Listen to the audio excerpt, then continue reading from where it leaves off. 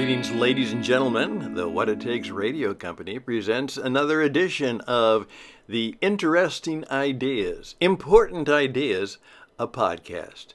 And now, in celebration of the Days of Awe, we want to remember that your life could be a work of art. That's right, a work of art. And I want to introduce you to a man named Abraham Joshua Heschel. There he is, Abraham Joshua Heschel. Let's see what he has to say about life today. Welcome once again. This is Stan Houston as we go into a special series called The Days of Awe. This is day 2 of the Day of Awe. Yesterday was New Year's Day, and many of us celebrated it. And now we're going through the 10 days of awe to find out if we can come up with some awesome ways to make our life significantly better and maybe even contribute to a little bit of a better world as we go in to the new year in the midst of these challenging and chaos-ridden times. How can we do that? Well, let's see if we can just take a few minutes, perhaps every day, maybe not me being with you every day, but you take time every day to think about how your life will be different as you approach and get going through the days of awe and into what you hope will be a God-awesome year. And all of you should be introduced in some way, whether you are a Christian or a Jew, or maybe even you're just kind of nothing or of any other persuasion, to a gentleman who has made a great deal of difference in my life, though I have never met him. I have only experienced him through his writings, and his name is Abraham Joshua Heschel. Look at that picture of him. See? And yeah. And this is a book which is called I Asked for Wonder, a spiritual anthology of Abraham Joshua Heschel, a very strong Jewish mystic and activist and rabbi and philosopher, a very strong encourager of Martin Luther King Jr. From time to time, you'll see a picture of Dr. King, and there will be a gentleman who, kind of looks a little bit like the god in Michelangelo's Sistine Chapel, or somewhat like Einstein, and that is Abraham Joshua Heschel. And I would encourage you to read some of the things he has to say. And what I'd like to do today, so I kind of put on my special reading glasses, I'm just going to read a part of a book by a man named Samuel Dressner, who talks about his meeting with Abraham Joshua Heschel. Let us begin at the end. Several years before Abraham Heschel's death in 1972, he suffered a near-fatal heart attack from which he never fully recovered. I traveled to his apartment in New York City to see him. He had gotten out of bed for the first time to greet me and was sitting in the living room when I arrived, looking rather weak and pale. He spoke slowly and with some effort, almost in a whisper. I literally had to strain to hear his words. Sam, he said, when I regained consciousness, my first feelings were not of despair or anger. I felt only gratitude to God for my life, for every moment I had lived. You see, I was ready to go. I was ready to depart. Take me, O Lord, I thought. I've seen so many miracles already in my lifetime. Exhausted by the effort, he paused for a moment, then added, that is what I meant when I wrote in the preface to his book of Yiddish poems. He said, I did not ask for success in life. I asked for wonder. I asked for wonder. And God gave it to me. Leaving Heschel's home, I walked alone in silence, aimlessly oblivious of others, depressed by the knowledge the man who had meant so much to me and to so many was mortally ill.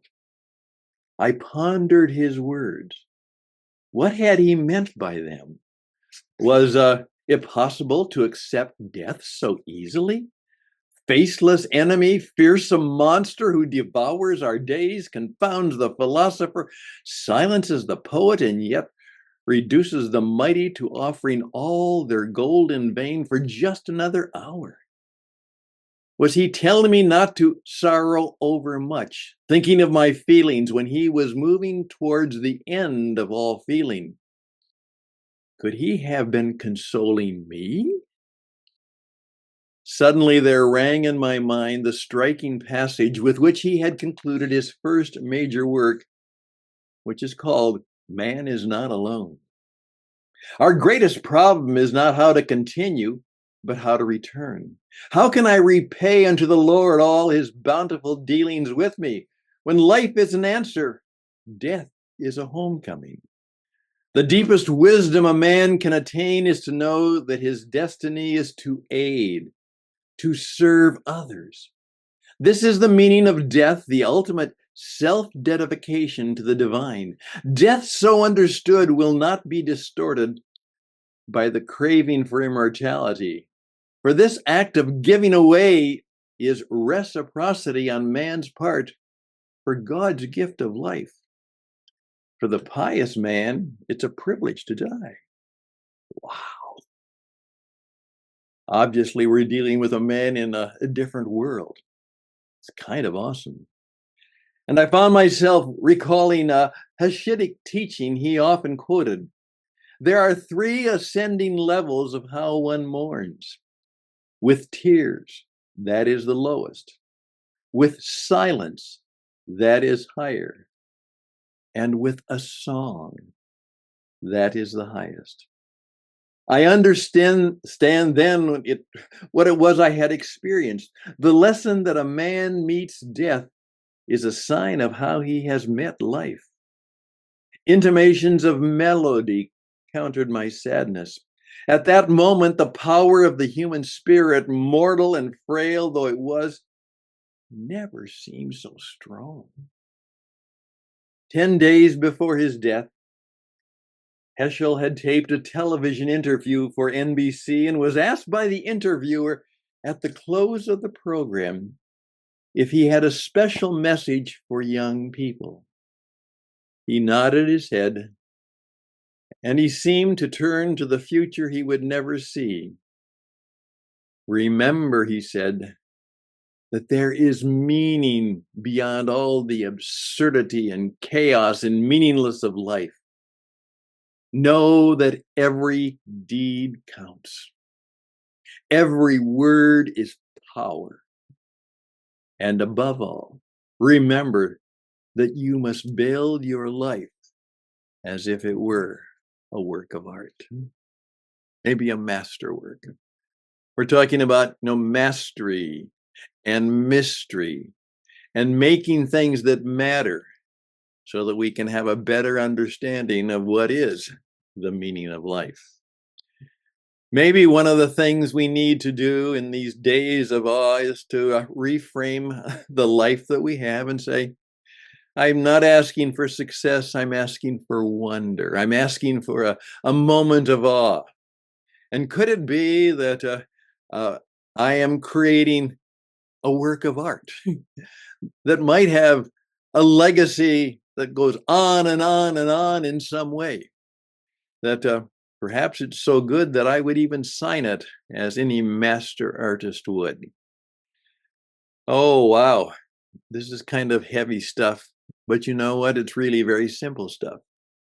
So here I go at this advanced stage in my life saying, I may have a few years left. How can I make sure, as best as I can, that I have indeed created my life as a work of art?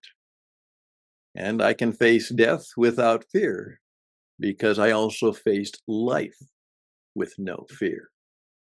That might be awesome. All the best and blessings to you. Thank you for your time. May you have an awesome week, and we'll see where it goes. Till next time, and along with some of my friends who will join me, these are the Days of Awe. I'm Stan Houston. Bye for now.